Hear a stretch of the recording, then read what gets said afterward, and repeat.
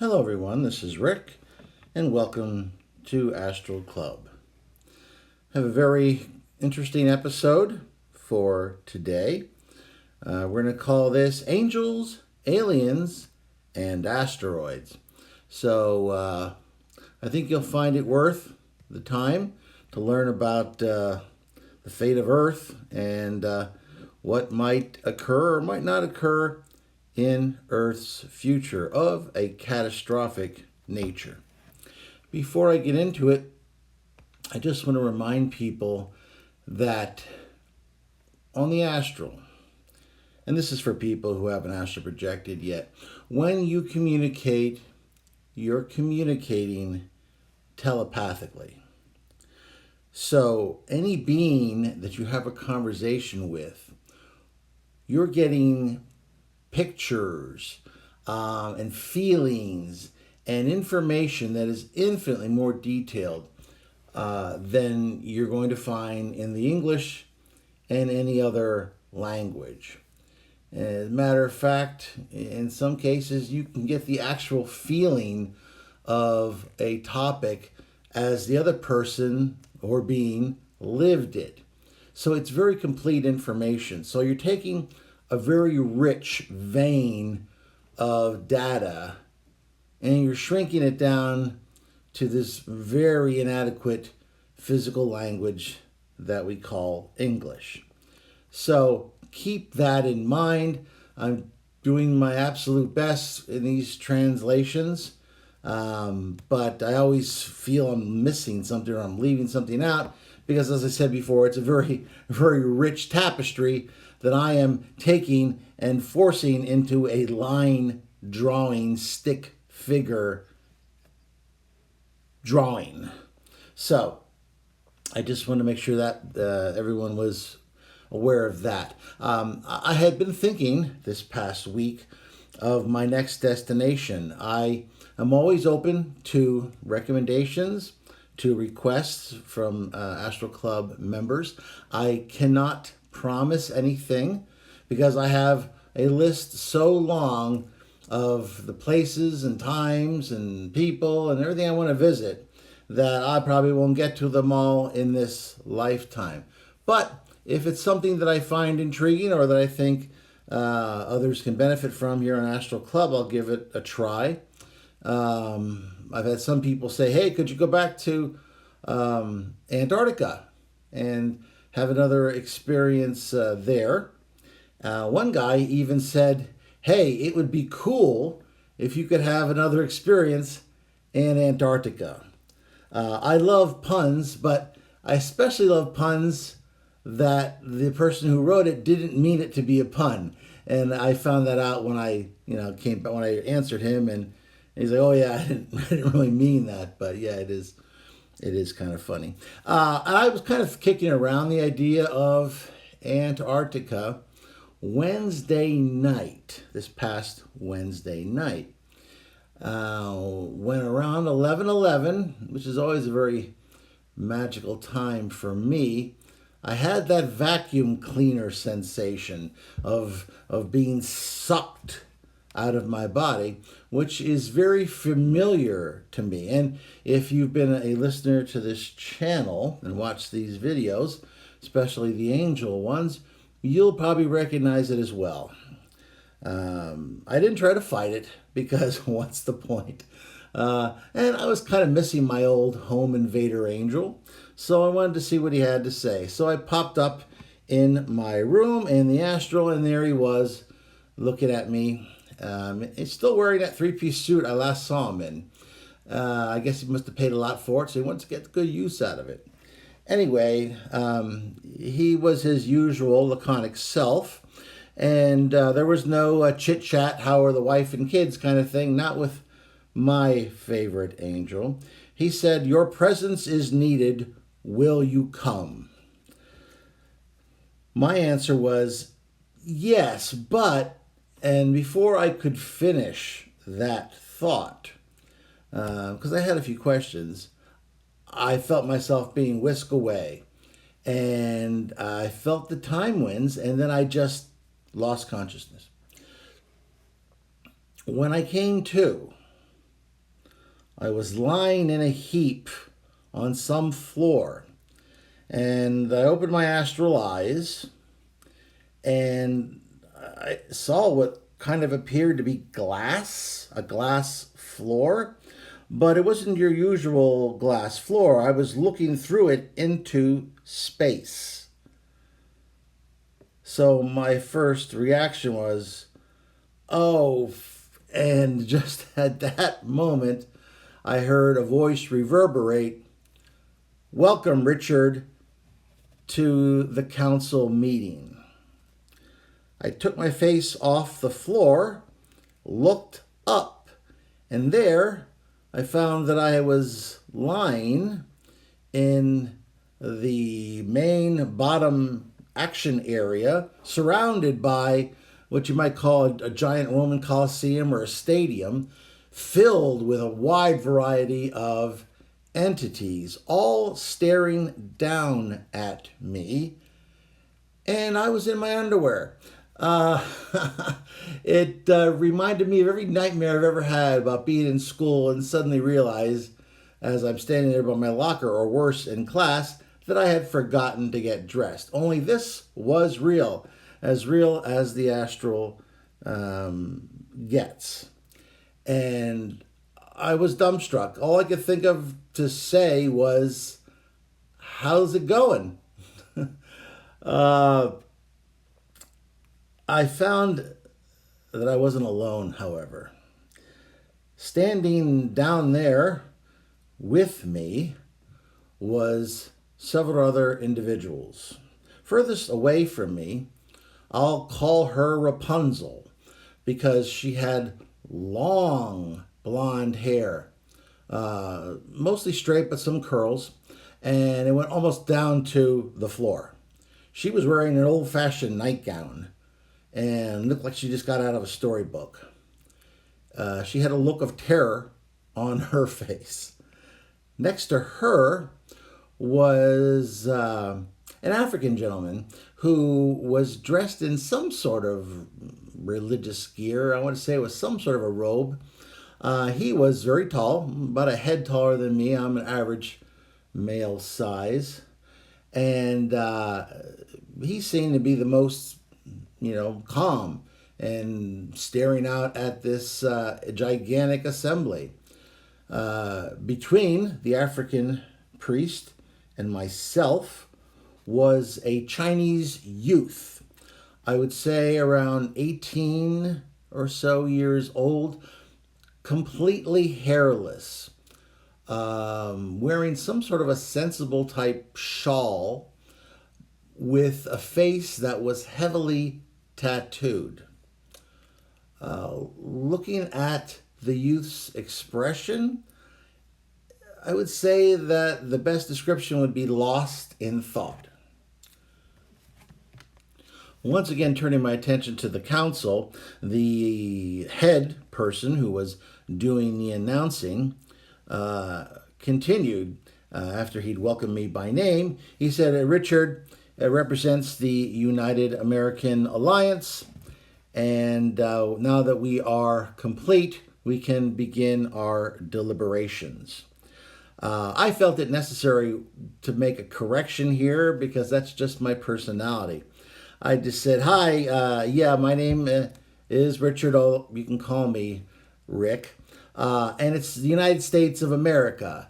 Just, it's not a big thing, not a big deal. I just want to, make that correction." So we went on. And what he said was that currently a large asteroid was on the way to impact Earth, and that it would do so within that year. Now, hearing that, of course, I went into quite a bit of shock. We've been through quite a lot this year with this plague, with the socio-political and economic chaos that is currently enveloping not only my country, but in many areas of the world. our cup seems to be full. The last thing anybody needs is a gigantic killer asteroid on the way. And as he finished the sentence, it wasn't just talk anymore. A large picture of an asteroid appeared above our heads, and so that it was more kind of at eye level with all of the counselors that were in the stadium seating. And this thing looked like a real bad customer. It tended to be sort of spheroid in shape, somewhat like a die that had had the edges well rounded and then had been tumbled in some rock tumbler for a long period of time. I didn't see a lot of very distinct features, but one. There was one feature where there appeared to be a spire or something of that nature jutting up from this large rock.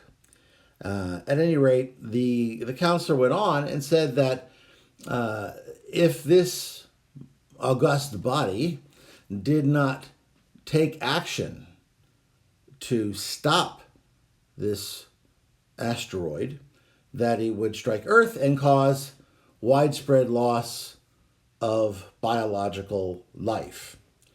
Billions and billions would perish from the physical third dimension.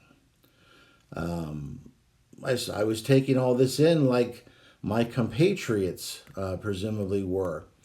Of course, a question started cooking up in my head. Why are we talking about this? What's there to talk about? Moreover, why are we here? These questions were bopping around in my head, and I think some of them were probably being read by these counselors because the answers were forthcoming pretty quickly. He said that the reason we have brought these Earth people, Earth residents, to this meeting is we need to consult them about what to do, what actions should be taken, because it is their planet. And as such, they need to be consulted, which I guess, made sense to me. I thought it was a very curious assemblage we had here. I would think that they would have been picking leaders of countries, people with authority, rather than this little motley crew that they collected. But who knows? I don't know what their selection criteria is, and it is what it is. So they went to Rapunzel and addressed her first, and said, "What? How do you? What do you say? Should this council interfere and stop this asteroid from impacting upon your planet, or should we allow events to take its course?"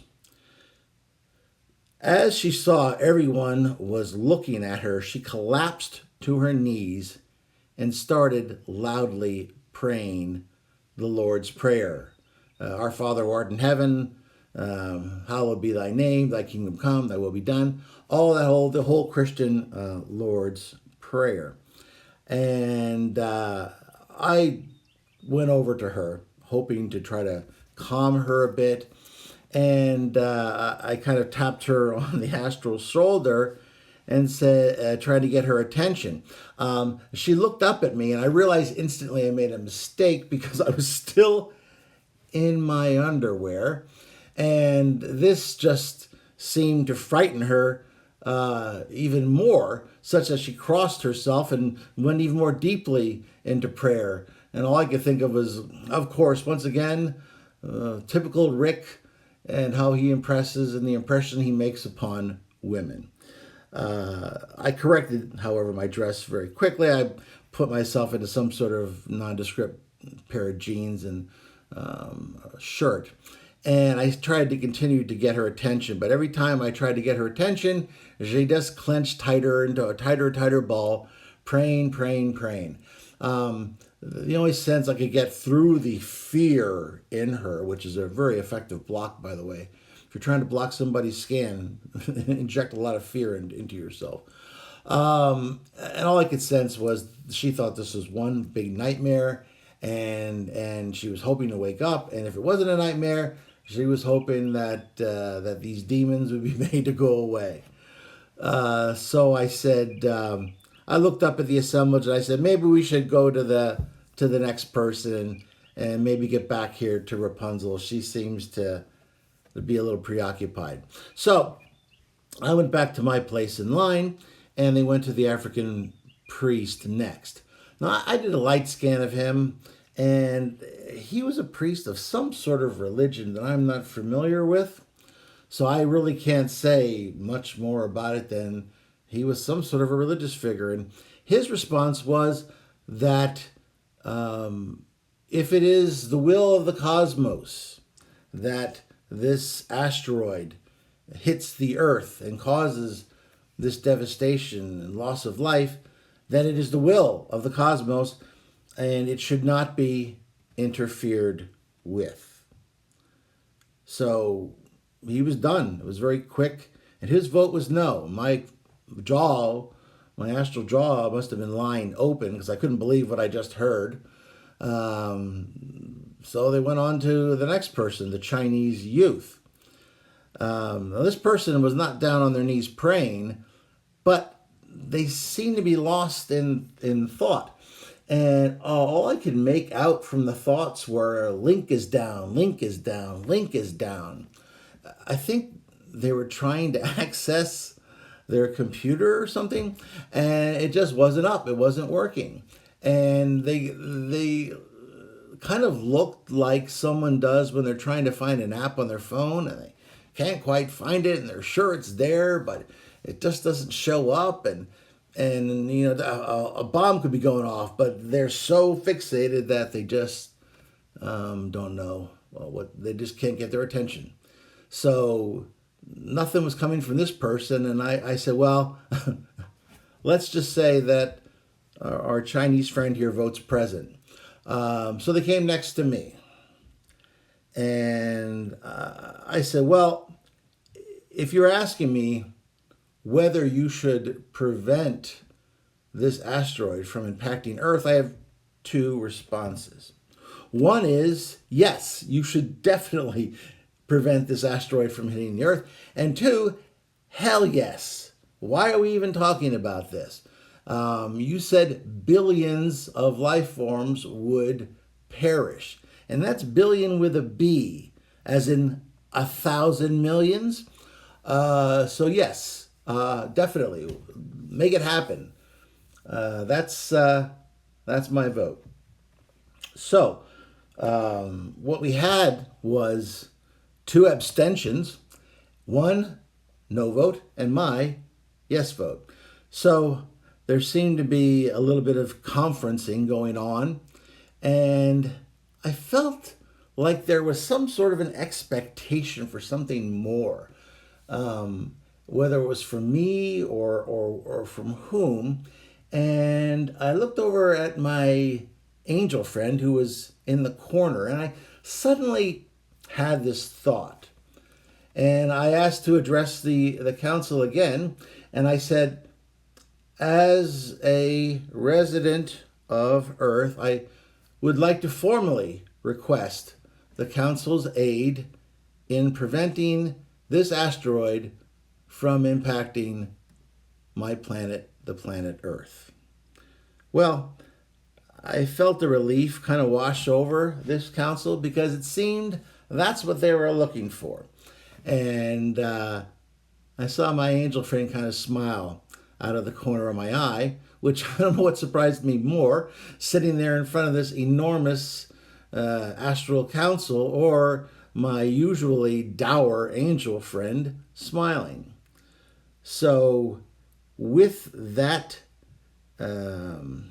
reaction from the council, I felt myself whirling again and lost consciousness. When I awoke this time, I was once again in my astral underwear, but now at least I was on the comforting hardwood floors of my bedroom. I looked up, and there, of course, was my astral angel. And he said, thank you for your participation. It was, as always, adequate. I said, well, are they going to prevent this asteroid from impacting?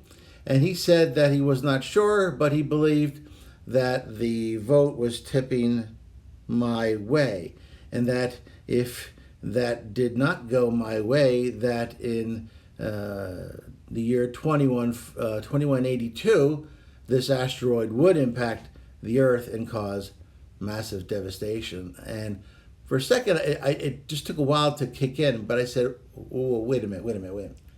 Did you say 2182? He said, yes. I said, not 2020. No. So we traveled in time. You that's why I lost consciousness. So we traveled in time. Of course, he agreed that we had. I said, and doing a little bit of math in my head, so you took me 162 years into the future. Why me? Why not use somebody else closer to that time? Why take me from 2020 all the way to 2182, 162 years in the future? He replied, well, unfortunately, you were the most qualified Earth person that was currently available. And I said, hey, thanks for the vote of confidence. I really appreciate that. And he said, no problem. Of course, zing, sarcasm right over his head. Once again, as per usual. I say, well, okay, I'm glad I could help. And, if anything goes wrong with the year 4000, I'm right here. Just give me a call. And he said, very well, I will, and disappeared. So that was the experience. And I hope 2182 is thankful. I just may have saved their bacon. So if this experience was something that you found interesting, please hit the like button, share it with those of like minds, subscribe if you have not done so already. If you have, why don't you hit that bell there and get notifications every time I post a new video. And if you have any questions or comments, I would love to see them. And as always, this is Rick, and I will see you on the astral plane.